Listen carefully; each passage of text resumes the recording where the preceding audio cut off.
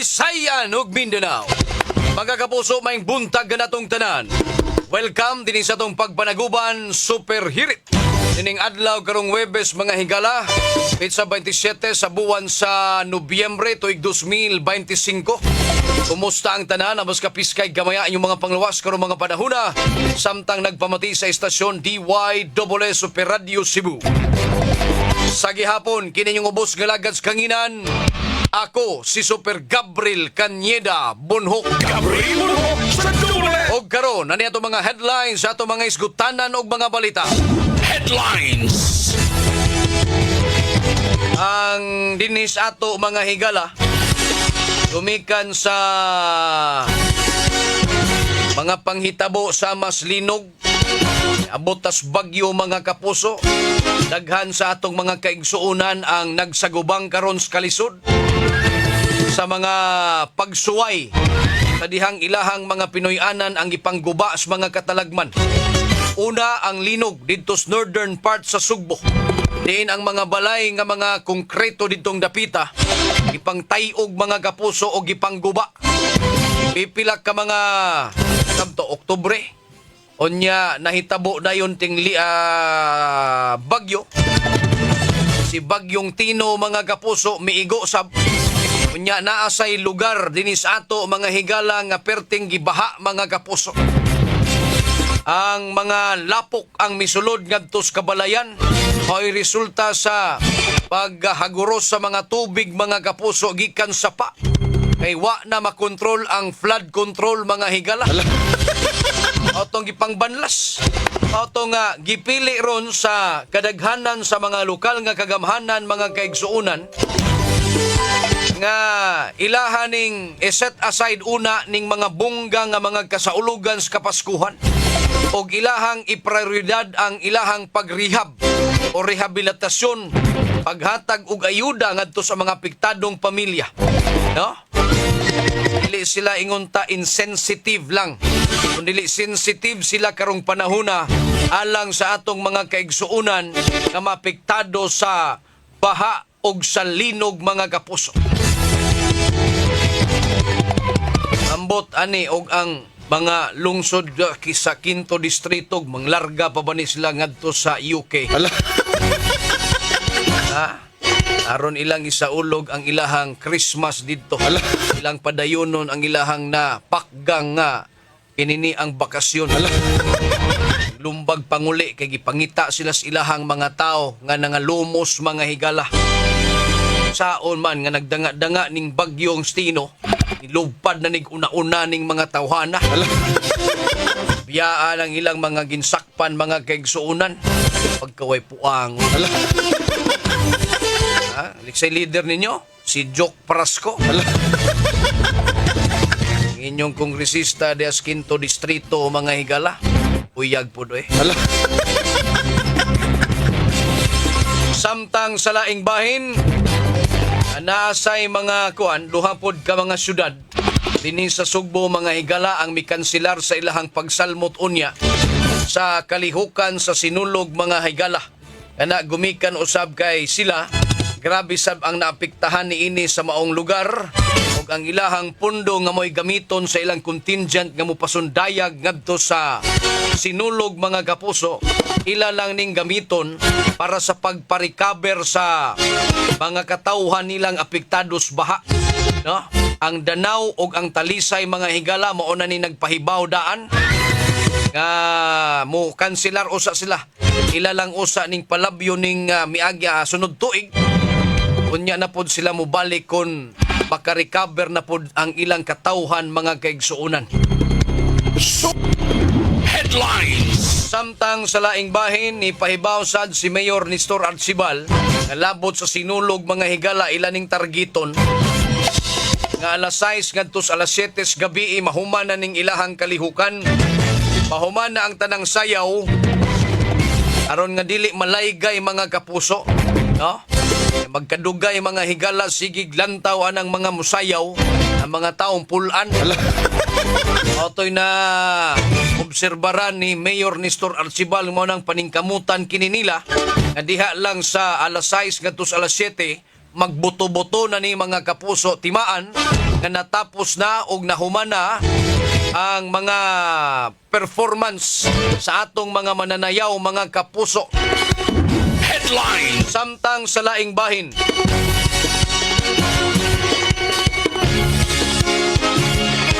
si Kuan, Senator Raffy Tulfo, mga higala, si Idol, ang nanawagan nga ipaimbestigar kini nila, mga higala, dili sa flood control, ha. Kay wa pa na masantop siyang hunahuna og malitok siyang bakba.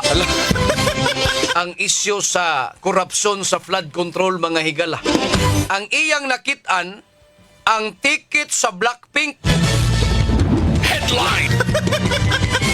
Ang ticket sa Blackpink nga perting mahala kuno, mga kapuso, matod pang Senador Tulfo, mga kaigsuunan.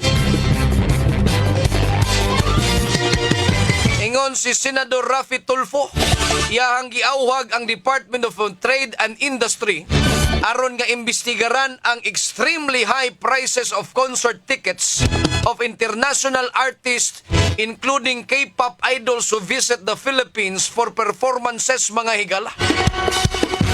Sa iyahang plenary debates sa proposed 12 billion budget of the DTI and its attached agencies for the next year, Tulfo questioned why the VIP concert ticket for K-pop girl group Blackpink reached to 19,000 pesos, mga higala, when it reportedly cost around 11,000 pesos only in South Korea, mga kaigsuunan. Ka-interest yun din taon siya ining precious tickets Blackpink. Ambot og naka-interest ba siya ning pagpangurap sa iyang mga kaubang mga politikong naglingkod karon ining pondo natos pandunanan, mga higala. Piragaba po ning tawhana, mga higala. Pwerte man hinuon sab natong budula ini niya. Kay nagtuo ta, mga kaigsuunan, na mauni ang mulaban sa mga kabus og mo panalipod sa panudanan sa gobyerno. Pero karon, mga higala, ang tickets Blackpink mo iyang gipuntirya. Wa kay laing nakitaan diha, Senador Tulfo. Kapaita, mga kapuso. Sa ako laging hunahuna, mga higala, posible nga nanaba ni siya apo? O nanaba na, siguro ni siya anak. Siguro na hunghungan ni siya siyang anak nga idol pod K-pop nga Blackpink. Siya pa, anong mahal man kining tickets Blackpink, di mta kakita inin. Sabi ning kalakiha, mga kapuso, kadaghan bang may laki diri sa Pilipinas nga itong gihimong leader. Oy, kani man unta siyang tawhanang perting sabaana sa wa pa ni makalingkod isip senador, mga kapuso. Pinaagi ang iyahang programa. Perti lang chismis. Ayang permi niyang mga bisita kining aways banag asawa. Tuutang mo tingkay pod ni siya sa kalihukan ining mga korap nga mga opisyalis gobyerno kung makalingkod na kini siya pagkasenador. Oy, ilamoy naman hinuon sistema. Or baka nalamoy na gyud ni sa sistema sa dihang wa pa ni makalingkod, mga kapuso. Pero kitang mga tao mibutar ining tawhana, nabutaan lang ta og nailad ta ining kanahang dako. Ragaba, kadakog problema sa Pilipinas, mga higala. Ang mga religious sector miapil nagpanawagan ini nga magralita batok sa korupsyon. Way paapilon nga mga politiko ini, kundili atong panawagan nga wag tango na ning korupsyon. Unsaon man nato pagwagtang? Maunay dakong pangutana, mga higala. Unsaon man pagwagtang? Kung atong pangutano ng atong presidente sa Pilipinas, mga higala, unsaon nato pagwagtang? Kasi ikatubag ni ini, mga kapuso. Kaya unsa man gyud angay gyud natong buhaton ini, gawas sa korupsyon, unsay mosunod? Kung ilang undangon ang korupsyon, unsa may mosunod nga suhestyon nato para magbag-o ning atong panggobyerno, mga higala? Angay ba natong ipanawagan nga mukanaog si Presidente Marcos, mga higala? Unya, kung mulaog si Presidente Marcos yang katungdanan, Naa kay ganahan nga mupuli ani niya si Vice Presidente Sara Duterte man? Ha? Ganahan ka mo? Unya og di sad mo ganahan ni Vice Presidente Sara Duterte. Unsa may maayog yun natong pagabuhaton mga kaigsuonan? Ha? Lamdagi kami. Unsay angayng buhaton kun sino o magtinud-anay sila nga wag tangon ang korupsyon, unsay atong pagabuhaton? Nagsige naman ig pinasaka ay og kaso mga kapuso. Kontento mo ni ini kining mga tawhan nang gipasakahan og kaso? Ha? Kontento ka mo? Aw ni ato ang pakigbatukan ron.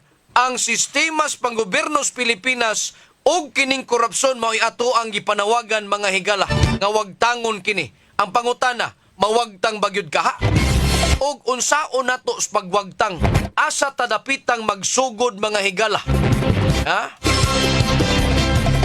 Matong ngingon ang wali sa pari niadtong Domingo Super Charlie, renew the earth, renew the government, renew the nation. Manang usahay makaingon lang pod ko sa tanan natong mga hunahuna nga mga pagdudang ng gawas nga mga balita ba. Sus kamay kahaog ato ning i-reset mga higal. No? Ug naa palay push button mga kaigsuonan ris pang gobyerno sa Pilipinas. Ay, ato ning discussion balik tas uno. Diba? Ato na ning gituslok mga kaigsuonan kay wa na. Ug sa sakit pa mga kaigsuonan, kanser na kita ang Pilipinas mga kapuso sa panggobyerno. Nagkutay-kutay ng ato ang mga lawas mga higala gumikan sa od nga korupsyon mga kaigsuonan. O nay labing tinuod rong mga panahon na. O sige, karon mag-rally rong mga kuan. Nanawagan to si Archbishop Alberto Abitoy nga dunay pagahimuong rally paingon ngadto sa Puente Osmeña kay pagasugdan kini sa Santos nga misa. Dihas Basilica Minori del Santo Niño mga pasado alas 2. Unya human ni ana rally ug marcha mga higala paingon ngadto sa Puente Osmeña mga kaigsuonan. Okay. Atong tak na mga kapuso alas 6:21 na kita karon. Headlines.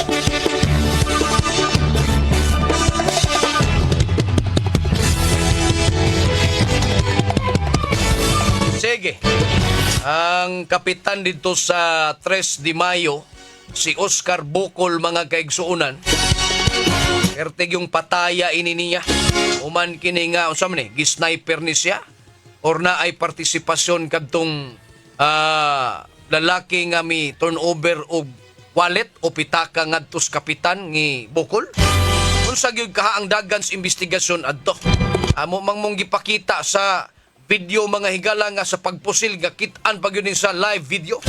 Unya sa dihang mi syagit kinig panabang si Kapitan Bocol mga higala hangtod nga siya nakabsan siyang kinabuhi pagkaluoy in town.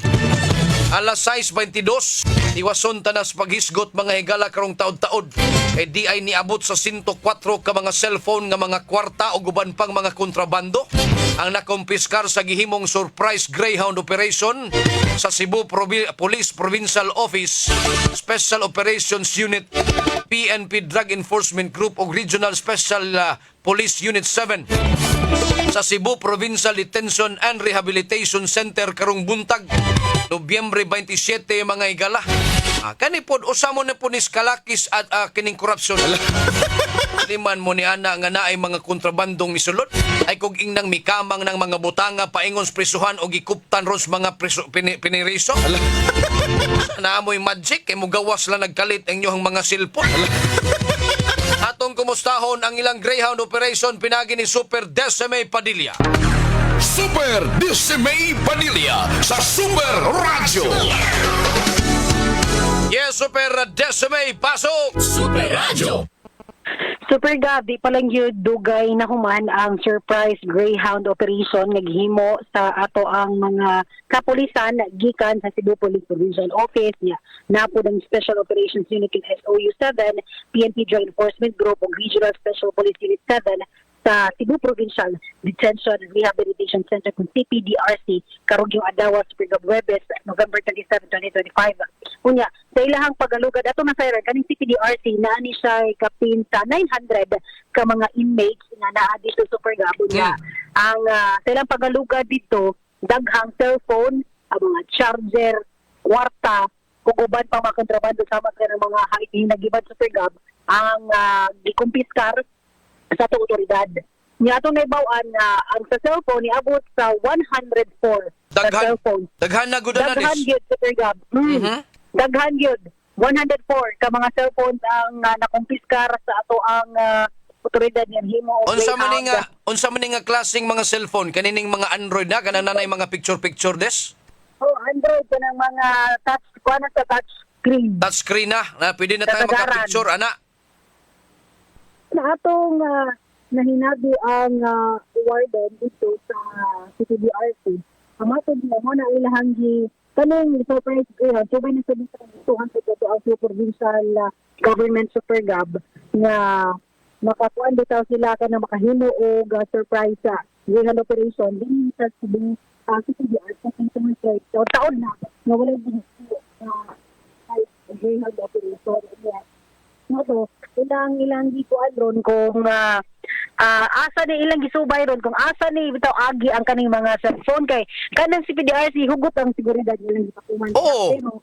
Sige man tag balita ini nga hugot kay ilang seguridad niya mga tao diri hubuan pa na diha samtang mo bisita ng mga piniriso pero mahibong ta ba nganong kining mga butanga nakasulod man unsa man ni naa ni mga tiil ning mga butanga? Ala. Ha? Sulod nagkalit? Ano sila? Nasa iyang kaugalingong desisyon nga kinamusik mosulod gid dito. Mao lagi ko nalibog man ta ini. Hugot ko Para ng atong seguridad. ipangutanas ang warden dito, matod ba na, mo na ilang subayon kung giunsa gini siya pagpalusot sa Supergab. Unya, ato pong nainabi ang PDEA po silang habig, matod nilang kani po ilahang joint surprise greyhound operation sa laing law enforcement agencies kuani kanang party sa ilang programa kitong ma-clear ang kaning mga jail facilities dinhi sa ato aning mga kontrabando sa Supergab. Iya yung imugatan sa PDEA nga kanig yung mga cellphone bawal gini sa sulod kay dili ka on guni usam guni sa rason nga kani bitaw nga magamit na hinuon labi na sa mga illegal nga kalihukan dinhi sa gawa sa Supergab. Ay hagbay na ta makabalita bitaw na di semi nga ang mga kontak di ay mga dinakpan na aday suds prisuhan. Correct, mao gyud. Pastilan.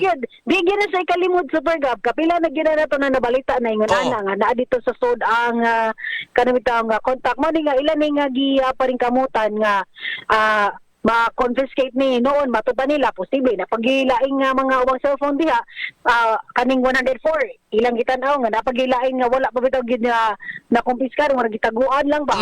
So mao ni nga gipasalig sa ato ang PDEA nga kaning ilang greyhound operation surprise greyhound operation dili lang ni karon but napay mga musunod nga mga hugnaan ni Supergab kini tungod aron gyud malimpyo ang ato mga jail facilities dinhi sa rehiyon sa Supergab kay ila pong gilikayan lagi nga mao ni mahimong tinubdan bitaw sa mga illegal nga kalihukan gikan di sa sulod paingon dito sa gawa Supergab. Ang warden wa pa siya mahibaw nganong nakasud ning mga butanga na sa iyahang prisuhan? Kana mo ilang gisubay atong gipangutana nga ingana ubay-ubay gyud no mao na nga ato ang kuan Supergab kay gisubay pa nila kung asa ginila gipalusot kay kung atong tan-awon pod murag pangpa kanang taas bigay parel. Wait taw tinungod na. Oh. So mo na nga apil mo nang i-recommend pod sa tong PDEA nga to sa CPDRC nga pahugtan pa gyud ang ilahang seguridad labi na sa katong mga musulod Supergab para gyud nga wa na gyud tay makalusot aning mga kontrabando sama sa cellphone kay ilang gitan-aw nga makapabalaka ang ihap sa mga cellphone nga ilang na confiscate given nga 10% ni sa kanang mga inmates nga naa sa CPDRC Supergab. Okay. Manatong balita nga nahipo suban si Super Pedro Fantonial ako si Desmay Padilla sa GMA Super Radio DYWS dapat totoo. Super Decimay Padilla sa Super Radio.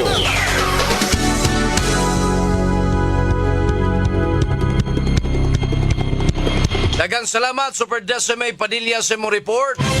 Kining problema ha mga higala des mga prisuhan dili lang ni CPDRC ha.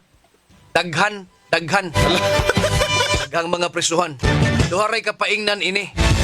Either ang warden nahibaw na daan ini pero wa nay mahimo kun dili mo dawat na lag unsay itunol ngadtos mga muhangyong mga piniriso.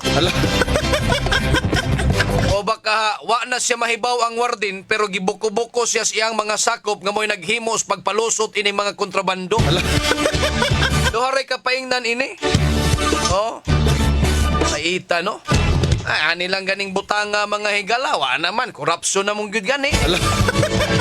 Ang man. No? Saita ning mga klasis tao ini. Super Gab, morning diha. Og ang mga pari ato pang pulihon sa mga politiko nga otro man po na. Solusyon aning Pinas no, kulbon unya itaktak. Og naapay mahabilin, aw, kamo nalay hukom. Pay, basta blara ni sa akong ipasabot nga i-reset na tong Pilipinas. I-reset ang panggobyerno. Wag tang tanan. Ay, pastilan mga higala. Standby sa dugang panahon ng mga isgutanan ng mga balita atong tak. Nagpapinaw kamo sa Super Hit! Gabriel Bunok sa Dubles! Padayon ta mga kapuso, diri sa atong tulumanon, alas 6:49 na kita karon mga kapuso. Ari sa tas mga balita sa Super Radio Network News. Super Radio Network News! Kapusong Orly Trinidad, pasok! Super Radio. Daghang salamat, Maayong buntag Gab. Aminado si COMELEC Chairman George Erwin Garcia na kinakailangan ng baguhin ng ilang mga probisyon ng Omnibus Election Code para mas maging matibay at maliwanag ang mga bagay na pinagbabawal at pinahintulutan sa pagtakbo sa eleksyon sa bansa.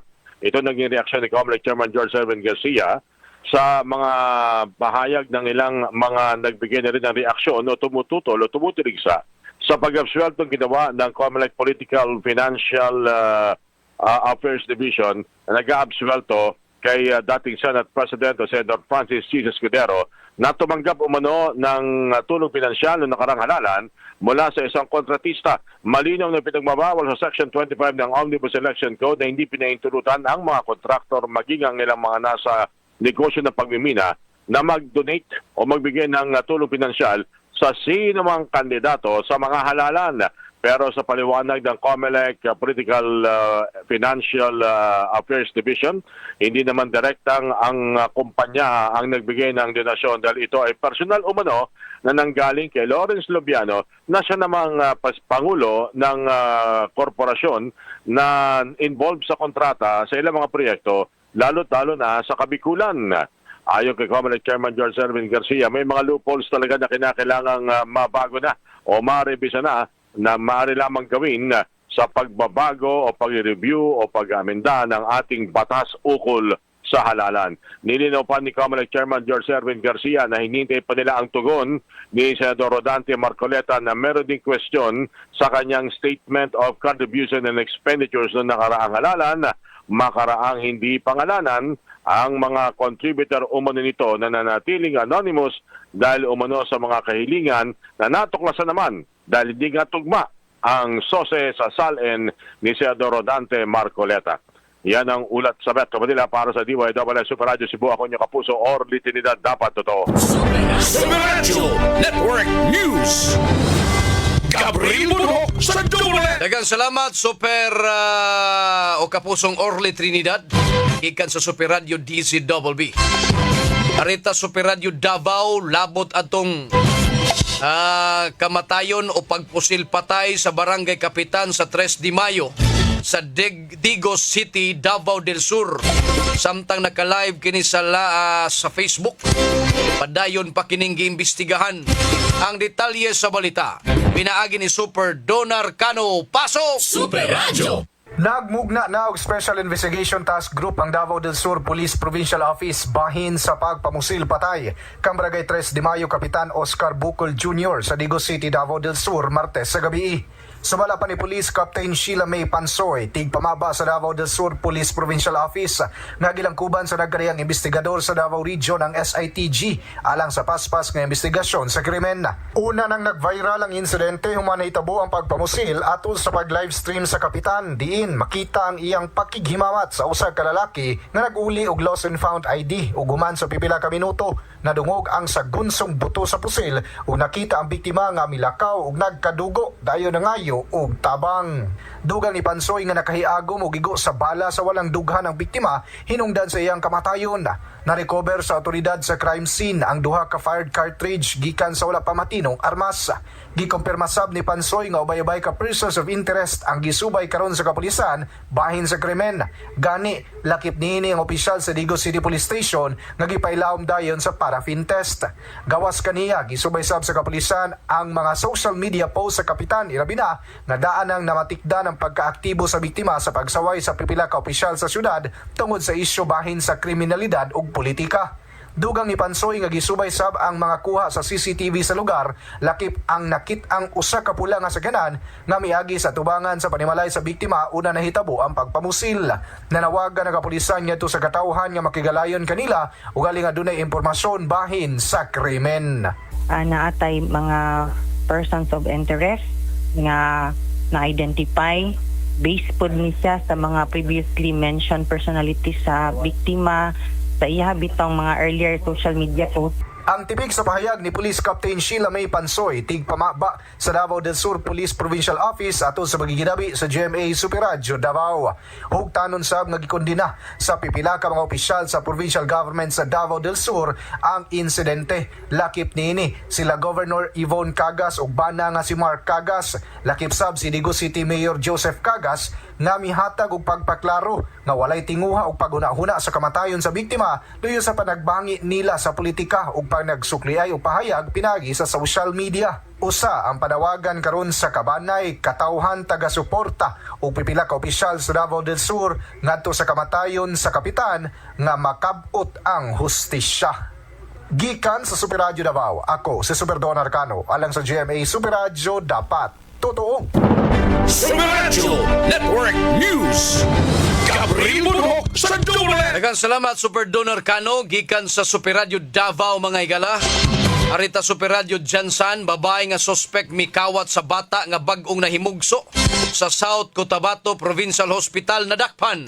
Ang detalyes balita pinagi ni Super Jerwin Paglinawan. Paso! Super Radio. Kustodiya sa Coronadal City Police Station ang usa ka babae nga matud pang gitudlong utok sa pagpangawat sa usa ka batang babae nga bag-ong nahimugso sa South Cotabato Provincial Hospital milabayng adlaw. Kahibaluan nga nagpatabang ang usa ka amahan pinaagi sa pagpost niini sa social media human nga matud pa ikuha sa usa ka babae ang iyang anak nga nakasuot og uniform sa nurse sa nasampit na ospital og ni kanayon ngadto sa iyang mga gidikanan nga ipaagi sa screening ang bag-ong nahimugso nga bata. Apan dako niyang kahikurat human nga wala ni balik ang maong babae og mao'y hinungdan nga nangalisang sila tungod nakita sa CCTV camera sa ospital nga gitangag na sa nahiskutang babae ang maong nahimugsong bata. Dayon nga nagalusad og hot pursuit operation ang kapulisan sa Coronadal City Police Station og milabay ang usa ka adlaw usa ka gabi nakadawat og report ang kapulisan sa Coronadal City Police Station nga adunay usa ka babae nga misulod sa usa ka pribadong ospital og nagpa-check up sa bata nga bag-ong nahimugso.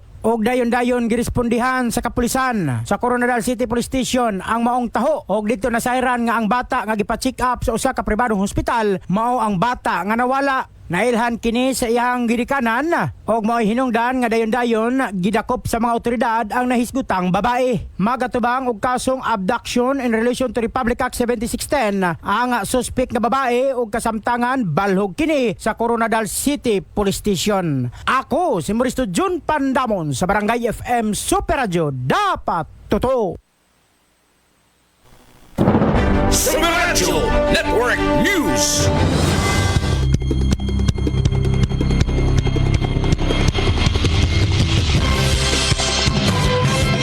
Daghang salamat Super Moristo Jun Pandamon mga higala. Standby sa dugang patong hisgutan ng mga balita atong tak. Nagpaminaw kamo sa Super Hit. Gabriel Bunhok sa Super Radio.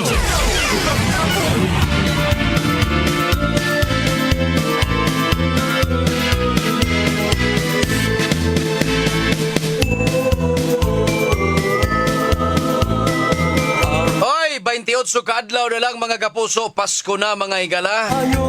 Ika-unom na siya nga nurse sa amo ang pamilya Supergab. Ubay-ubay nami nga mga nurse sa amo ang pamilya. Aha, kato dining pag-umang ko ni Sir Michael Sige Canada. Nga bago lang nakapasar sa nursing board exam mga higala, si Ramses Cañada. Ipay kayo akong pagumangkon Supergab. I-shout out sa pagkapasar niya sa nursing. Iyahang gi-record ang pag-grade sa iyaha. Okay. Congratulations sa mga nakapasar sa board exam sa nursing. Shout out ko sa mga tanang nakapasar sa November nursing board exam. Sa akong cousin nga nakapasar, Ninya Mernabierne, Lantaco, Baguio. Ikanto ni Baitam Labaho mga kaigsuunan. Ninya Mernabierne, Lantaco, Baguio. O sa tanang mga passers sa CCMC College of Nursing mga higala, congratulations kaninyong tanan. Anak po din ni Bayjan Abiliana mga kaigsuunan. Congratulations po ni mo Inday. Nakapasar po sa nursing. Sa tanang mga nakapasar mga kapuso, congratulations. Hinay-hinay po ning panglupad nga mga panglupad po ni sila. Ato ni manerbisyo nga to sa laing nasod kay saon man yung Pilipinas mga igala. Ugunsay kayuhan maayo. O gasay maayo laad to. Ige, pataigong panahon mga kapuso diri sa atong tulumanon. Siyuhin nyo boy tagsip mga kapuso na minaw po nato de.